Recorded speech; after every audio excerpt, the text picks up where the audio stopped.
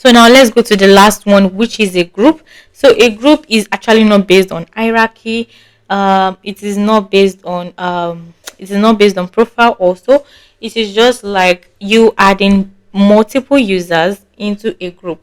So that means you can create a sales group, or you can create a marketing team, and you can create a sales team, a production team, an operations team.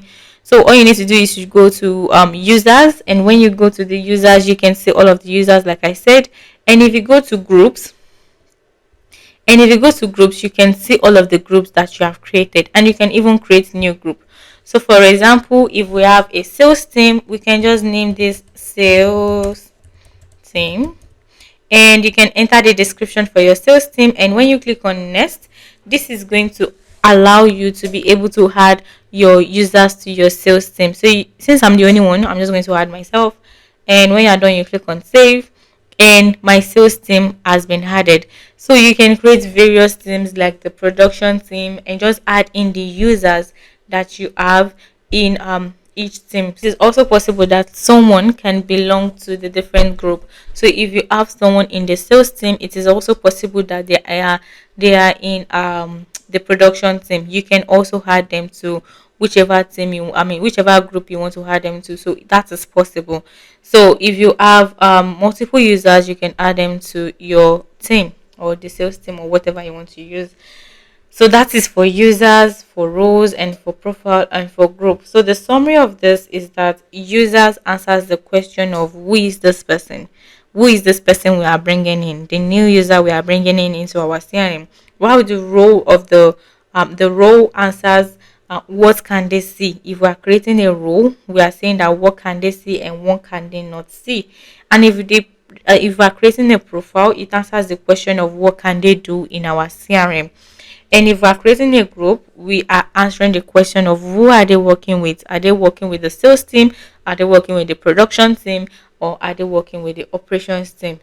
Yeah, so this actually it matters in the real world, because we are very, very um uh, it matters in the real world, because data security is actually very important, because we want to secure our data. Your CRM is the main power of your business, and if anything gets leaked from your CRM, like your leads get leaked, or your contacts get leaked, or even your emails, your API, those things are very, very important. So for data security, it is very advisable for you to set up all of this, so you can know who have access.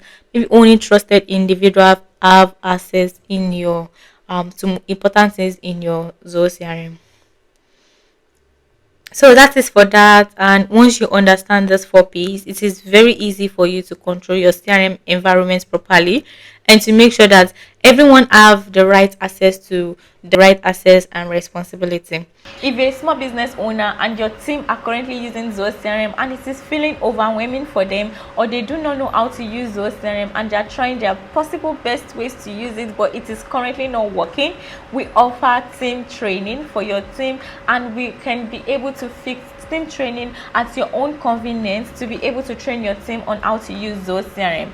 So you can click on the link below to book your own team training, and we are going to create documentations, we are going to create how-to guides, we are going to create workflow guides, and everything you need for your team to be able to understand Zoho CRM properly. Book your slots below and we'll help you with your team training. And also, do not forget to like this video, also share this video to everyone out there who you think might need this video. And also, please do not forget to subscribe to this channel, because that will go a long way in helping us in this channel. And thank you so much, guys. We will see you in our next video. Bye.